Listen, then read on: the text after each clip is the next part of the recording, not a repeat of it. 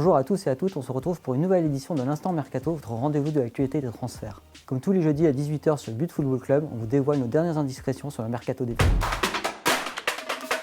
Depuis quelques jours, on entend beaucoup de rumeurs au sujet de Neymar et il convient d'apporter quelques précisions quant à l'avenir de l'attaquant international brésilien. Alors que l'ancien joueur du Barça dispose d'une option pour prolonger son contrat jusqu'en juin 2027, il y a bel et bien des possibilités de départ lors de ce mercato d'été.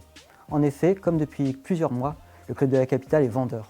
Ce n'est pas franchement une nouveauté, mais il y a des discussions qui se passent en coulisses. Alors que l'ex-sociétaire de Santos n'est pas forcément intéressé par la piste menant à Newcastle, Chelsea a poussé les discussions avec son entourage au cours des derniers jours. Selon les informations, Neymar figure bel et bien sur la shortlist du club londonien pour ce mercato d'été. Avec Rafinha, Dembélé et Sterling, les Blues envisagent de recruter deux nouveaux éléments à vocation offensive dans les prochaines semaines. Il s'agit de donner une nouvelle impulsion avec la reprise du club. Aujourd'hui, Neymar n'est pas forcément pressé de quitter le club de la capitale car il dispose de conditions XXL, mais la porte est entrouverte. À Chelsea de se décider dans les prochains jours, mais il y a bel et bien eu une prise de contact. Concernant Manchester United, en revanche, il n'y a rien. Aujourd'hui, la priorité des Red Devils est Anthony de l'Ajax Amsterdam.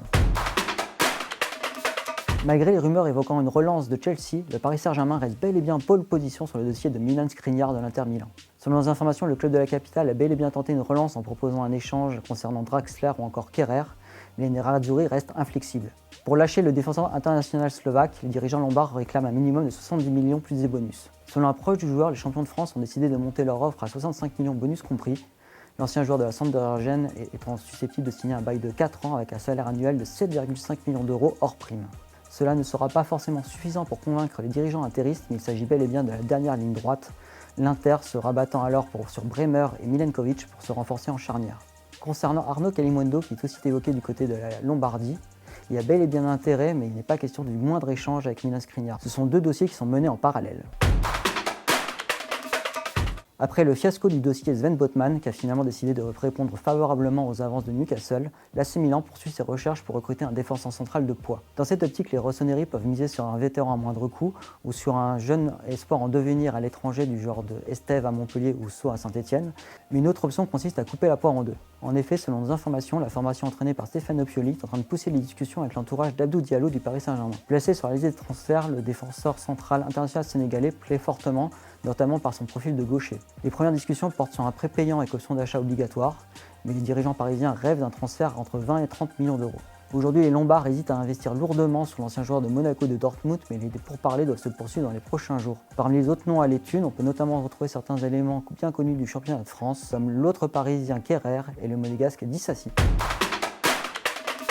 Comme nous vous le révélions précédemment, la Salernitana rêve de s'attacher au service d'Edinson Cavani.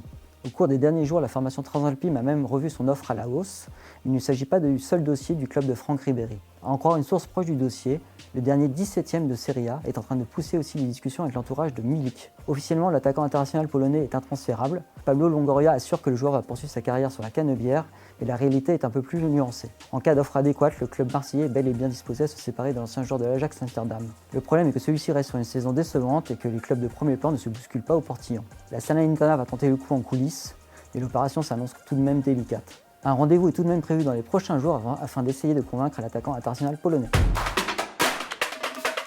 Alors que certains supporters lyonnais rêvent de son retour au bercail, Samuel Umtiti va-t-il quitter le FC Barcelone lors de ce mercato d'été?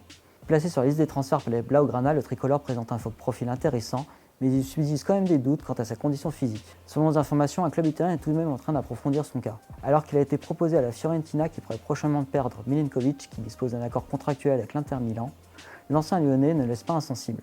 Outre la question salariale, il s'agit de prendre un maximum de renseignements sur sa condition physique. De plus, il n'est pas question d'un transfert mais plus d'un prêt avec option d'achat, les Blaugrana continuant de prendre en charge une partie de son salaire. Pour l'instant, il n'y a rien de concret, mais la FIO a prévu de donner une réponse dans les prochains jours.